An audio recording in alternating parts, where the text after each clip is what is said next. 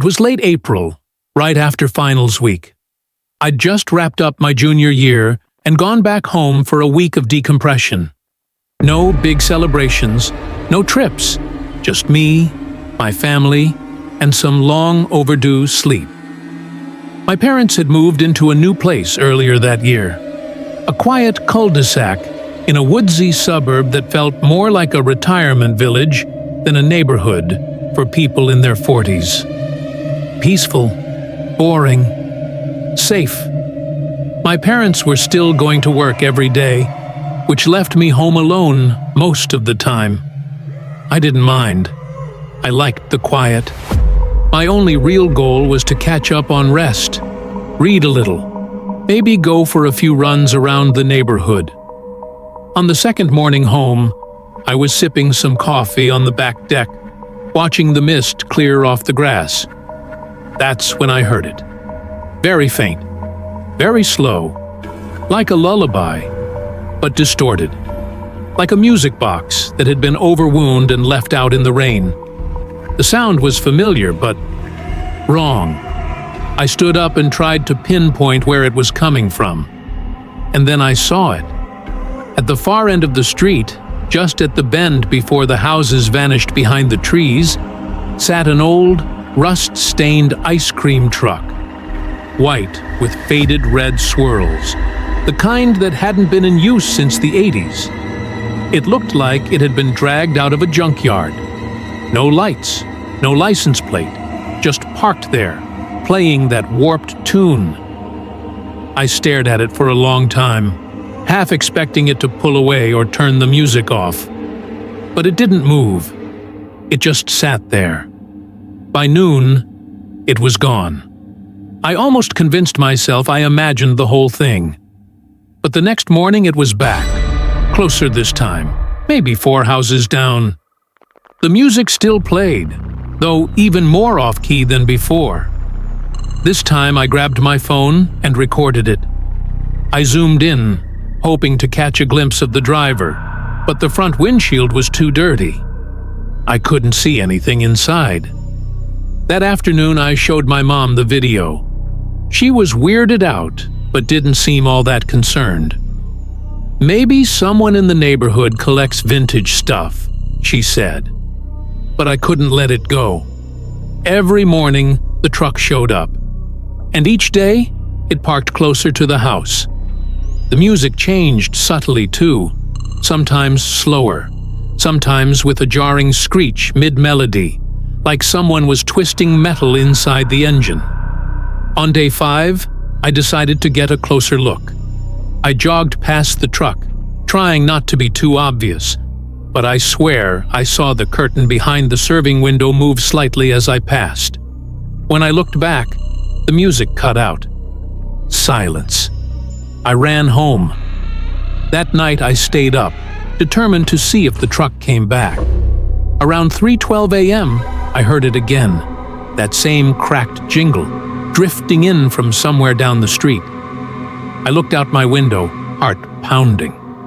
The truck was parked right in front of our house. No headlights, no movement. Just the music, playing so softly I could barely hear it. Then it stopped. I backed away from the window and turned off the lights. I don't know how long I stood there in the dark, listening for footsteps or a knock, but nothing came. By morning, the truck was gone. I finally decided to call the non-emergency police line. They said they'd send someone out to patrol, but there wasn't much they could do unless someone was actively trespassing. I didn't sleep the next night either. Around the same time, 3 a.m., I heard something tap lightly against my bedroom window. I shot up, heart in my throat. I didn't want to look, but something told me I had to. I crept to the window and peeked through the side of the curtain. The man from the truck was standing in our front yard. He was tall, maybe 6 feet 5 inches, with long limbs that didn't quite seem proportionate to his body. He wore a faded vendor's cap, the kind old-timey ice cream men used to wear. And his face was almost cartoonish. Cheeks too wide, eyes too large, and a grin that didn't reach his eyes. He was holding something. A small, wooden music box, the kind with a crank on the side. He cranked it once. I heard the same distorted jingle play, this time right outside my window. I dropped to the floor and crawled out of sight. I didn't have the courage to look again. When my parents woke up, I told them everything. My dad went outside, checked the security cam footage. Nothing. The feed had cut out between 3 a.m. and 3:20 a.m. Just static. We called the cops again. This time, they said they'd send someone to do a full sweep. That night, I slept in my parents' room. We double-locked every door and window. And still, at exactly 3 a.m., the music played. This time, from the backyard. When the police came the next morning, we showed them the scratch marks on the back door. 3 deep parallel gouges, like someone had dragged metal fingers across it. We installed cameras inside the house after that. I was supposed to go back to campus in 2 days.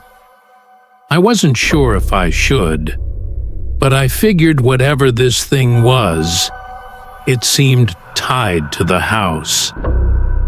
I left the next afternoon. On the drive back to school, I stopped for gas just before hitting the highway. I was standing at the pump when I heard something strange. A jingle. A warped, crawling tune. I turned slowly. Across the street, parked behind a diner, was that same ice cream truck. The man was sitting inside, watching me. He didn't move. He didn't wave. He just cranked that same music box over and over again. I didn't stop again until I got back to school. It's been 3 weeks since then. I haven't seen the truck again, but every night, right around 3 a.m., I wake up, just for a moment, with the sound of faint music echoing in my ears. And every time I do, I check the window. Because I know, one night, he'll be back.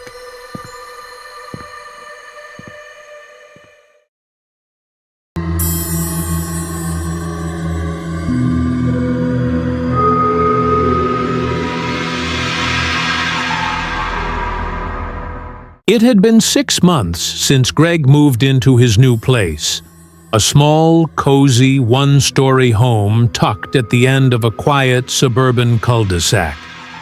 He was trying to rebuild. After getting laid off from a job he held for over a decade and going through a brutal divorce, he figured this house was a second chance. Quiet neighborhood, friendly neighbors, low crime. It was everything he thought he needed to start over. The house came cheap. Too cheap. But the inspector gave it the all clear, and Greg wasn't in the position to turn down a deal. It was a Thursday night, a little past 11 p.m. Greg had just finished a microwaved dinner and was about to head to bed when he heard something faint. 3 slow knocks on the front door. He hesitated. His porch light was broken, and there were no nearby street lamps. He checked the peephole. No one. He opened the door slowly, but there was nothing on the porch. Just silence and cold night air. Probably some kid messing around, he muttered. He closed the door and double-checked the lock. But then, 3 knocks again. Slower. Harder. This time he jumped to the peephole and pressed his eye against it. A child. A boy, maybe 7 or 8 years old, wearing a red hoodie and jeans. He was just standing there, staring down at his feet, not moving. No parent in sight. Greg opened the door a crack. "Hey, you okay, kid?" The boy didn't lift his head. "You lost? Where are your parents?" Still nothing. Greg looked out at the driveway and street, empty. He stepped out cautiously. "Kid, You can't just be out here alone at night. Are you hurt?" Then the boy whispered, barely audible, "Don't go back inside." Greg leaned in, trying to hear better. "What?" "Don't go back inside."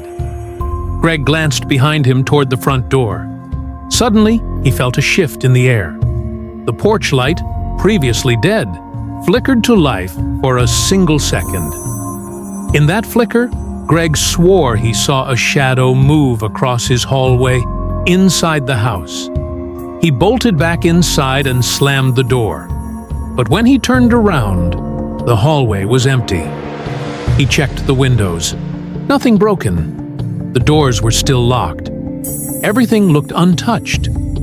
But something felt off. He turned back to the peephole. The boy was gone. He locked the door, then checked every room in the house. Under beds, inside closets. Nothing. But his hands were trembling. There was a heavy silence in the house, like it was holding its breath. Greg sat on the couch and tried to calm down. Maybe he was just tired. Stress could mess with your head. Maybe the boy was a hallucination, his mind coping with loneliness. That's when the TV turned on by itself. It flicked to a black and white security feed. It showed his living room from the ceiling. Greg stared in disbelief. He didn't have cameras. He watched the screen. At first, it just showed him sitting on the couch, looking confused. Then the image flickered. The timestamp rewound, about 10 minutes. Now it showed the front door. It showed Greg stepping out to talk to the boy. And behind him, behind Greg, while his back was turned, a figure stepped out from the hallway closet and silently walked into the kitchen. Greg jumped up and sprinted to the kitchen, knife in hand. Empty. He ran to the closet. Nothing. He checked the entire house again. No one. Back in the living room, the TV was off. He didn't sleep that night.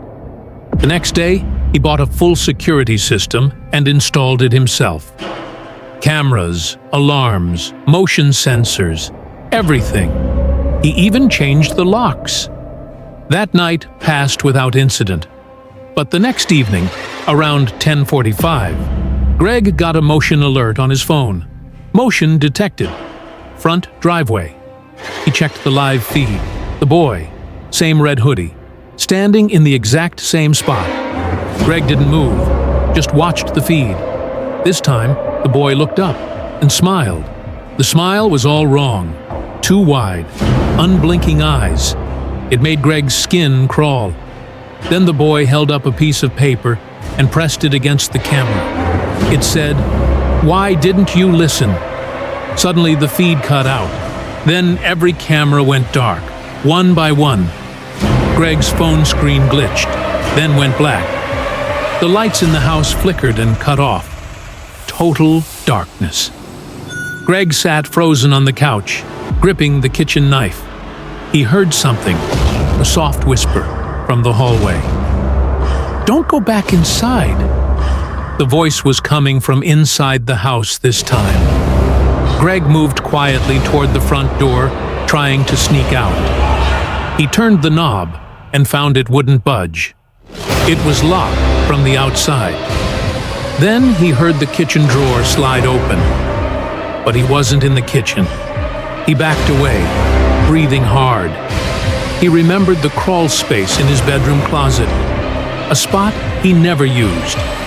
He ran to the bedroom, opened the closet, and slipped inside the crawl space, pulling the door shut behind him.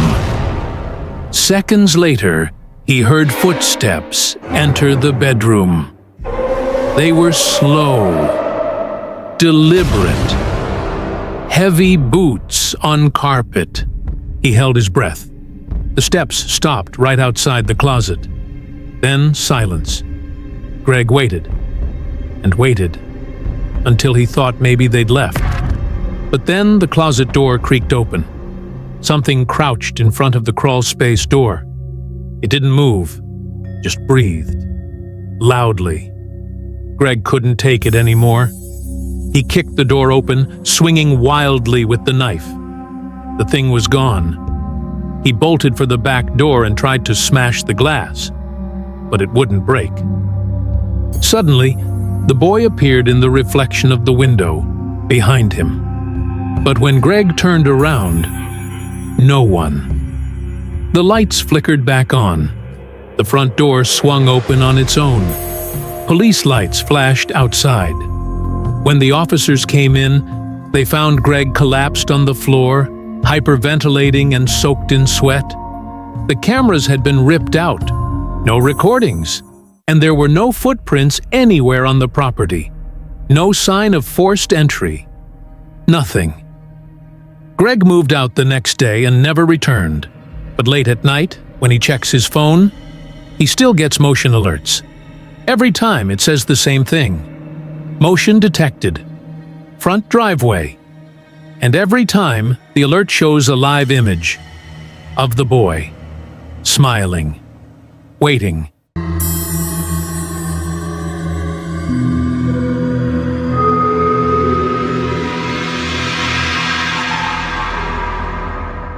This happened in the early months of fall. I work as a freelance financial consultant, which basically means I talk on the phone all day. Clients, banks, partners, leads. I have a call log that would terrify anyone with phone anxiety. Because I never know which number is a potential client or an urgent situation, I've developed the habit of picking up every single call, even if it's labeled unknown. This all started one Tuesday night around 9:45 p.m. I was finishing up a spreadsheet, half watching a documentary on another screen, when my phone rang. It was a random number. No caller ID, no location, nothing. Just a string of digits I'd never seen before. Normally, I wouldn't think twice before answering, but something about the timing felt off. I answered. There was no greeting, just the sound of soft static. And then my own voice, mid-conversation. At first I thought maybe I butt-dialed someone, and it bounced back on me. But the conversation I was hearing wasn't from that day. It was from last week. A phone call I had with an insurance firm about a portfolio. It played for about 40 seconds. Then the call ended. I was more confused than scared. I checked my call logs. No outgoing calls to that number. No recording app running. It felt like a glitch. I convinced myself that it had to be some kind of system error, some odd data loop. I didn't sleep well that night, though.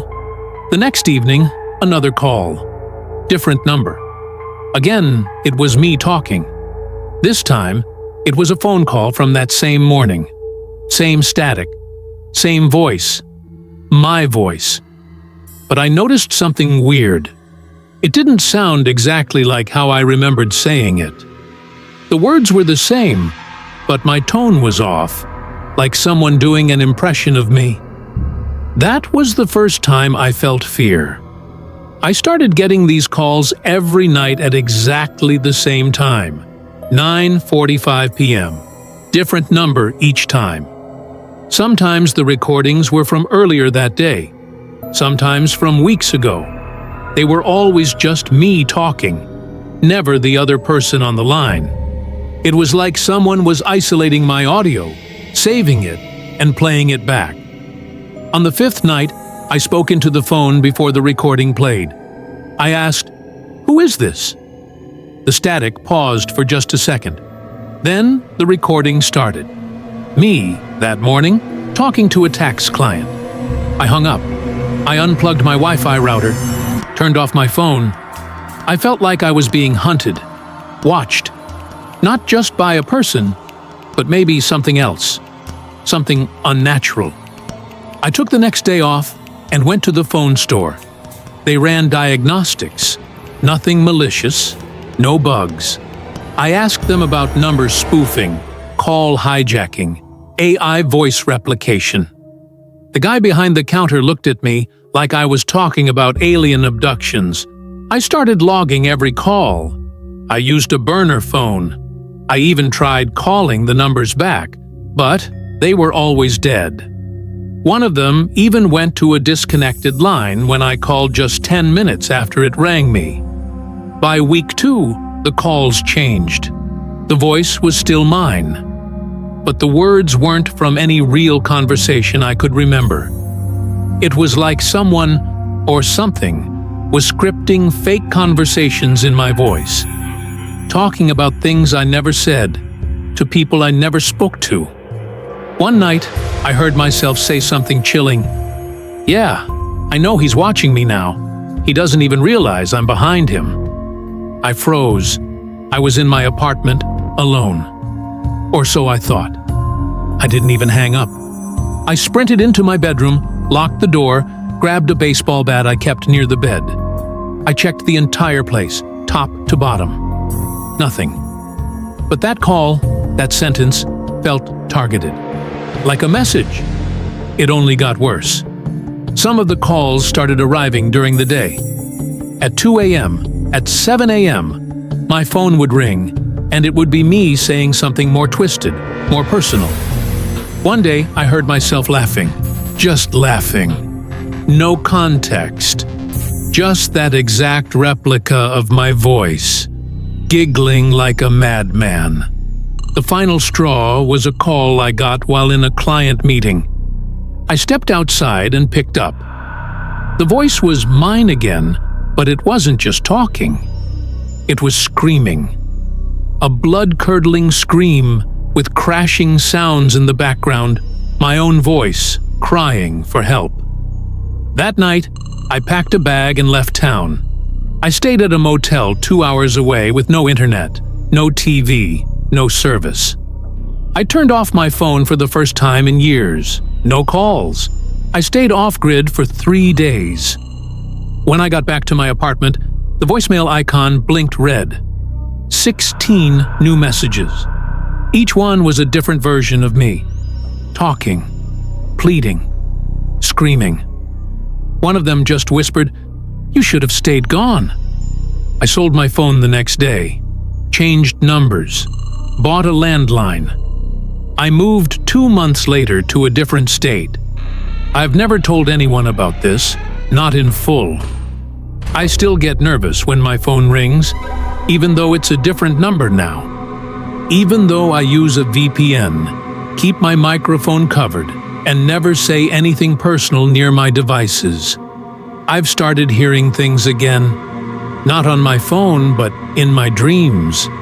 My own voice, telling me things I don't understand. My therapist says I might have developed an anxiety disorder. I haven't told her that. Last night, while brushing my teeth, I heard myself whisper something in my own ear. "You're not you anymore." I haven't looked in the mirror since.